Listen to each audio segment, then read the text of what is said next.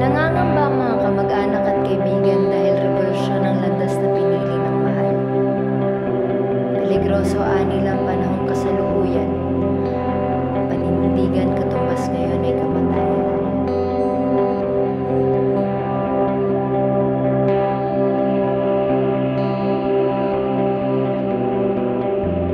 Sayangan nila ang lakas na dati ay sa bukid lamang abala, kundi man sa trabaho nakatutulong sa pamilya.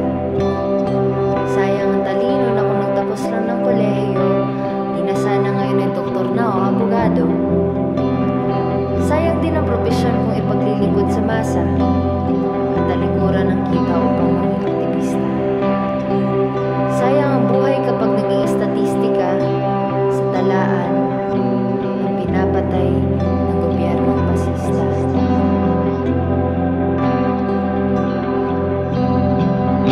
Peligroso nila ang panahong kasalukuyan. Walang kapantay sa kasaysayan ng karahasan at pananakot na sa puso ay nanunuot.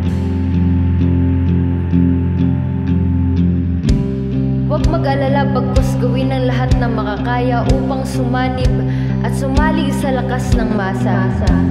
Ang panghihikayat ay gawin para sa pagpapanday ng prinsipyo.